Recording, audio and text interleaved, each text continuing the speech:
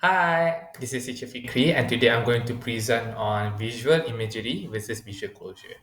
So in this presentation, I would like to focus on the introduction and the visual imagery, visual closure, and then followed by the example of daily life routine. So let's start with introduction. As you can see, that visual imagery and closure falls into different components of visual perception. So if people keep asking been saying visual perception, that includes these two, which is visual imagery and visual closure. So, what is actually visual imagery? So, it's the ability to perceive object or picture in the mind's eye. Meaning to say that if you can give in terms of description of a thing, let's say I tell you to imagine a furry black cat. The things that process in your mind will be the image of a cat, black cat, furry, and maybe some additional features such as uh, fat cat, etc. That's an example of visual imagery. So I would like to explain on the array theory of visual imagery. So there is some research when it comes to understanding the processing behind the visual imagery. So as you can see that from the picture, there's a from long-term memory, there are two things that they want to focus, which is pictorial storage and descriptional storage.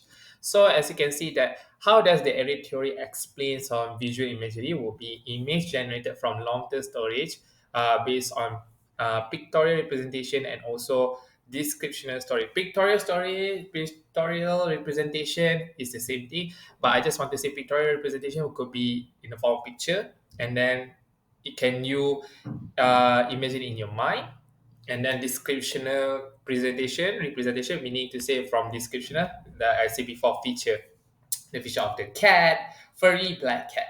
So yes, and then it it is then interpreted by mind's eye and then transformed into array or visual buffer that happens in active memory. As you can see that there's a buffer that causes the from the pictorial and descriptional to form visual imagery in our mind.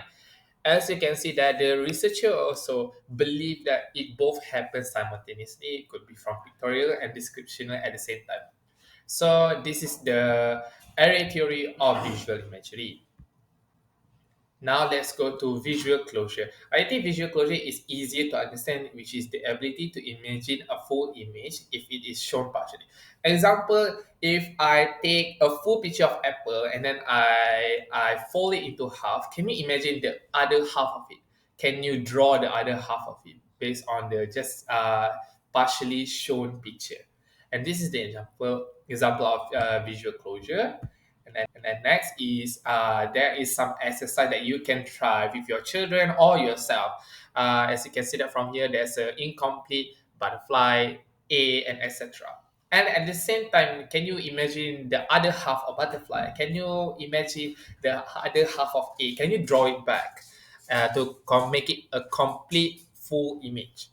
And maybe you might be wondering that there's a question that I want to ask you parents in concern about your children's visual, which is does your child has trouble to find item if part of it is hidden?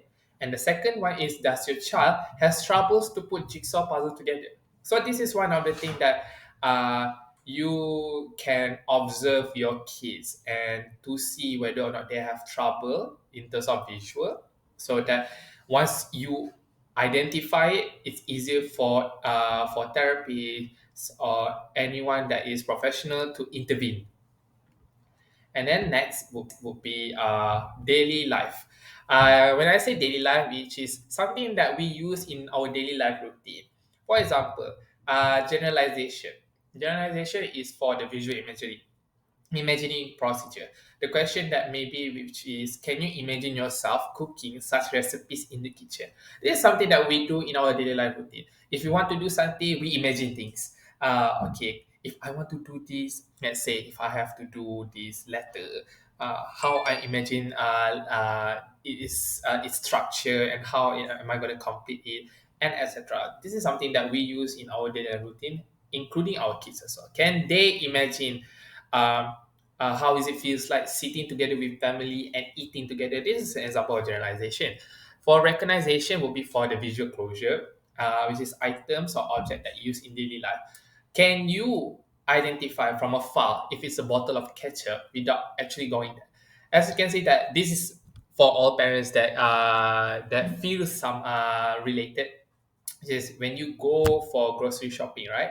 You wanted to find this bottle of ketchup, and then going through each uh, area of it, and then you found this one suspicious bottle. It is partially shown and it's in red color. You want to make sure whether or not if this is a bottle of ketchup or not. You just look from afar and then you say, no, that's not a bottle of ketchup, and moving on. This is an example of the visual closure that we use in our daily life routine, and including in our for our child. Can they identify from afar their pajamas? We just shown partially. This is an example of thing that we do it in our daily routine and it's fully used. So that's all from me. Thank you.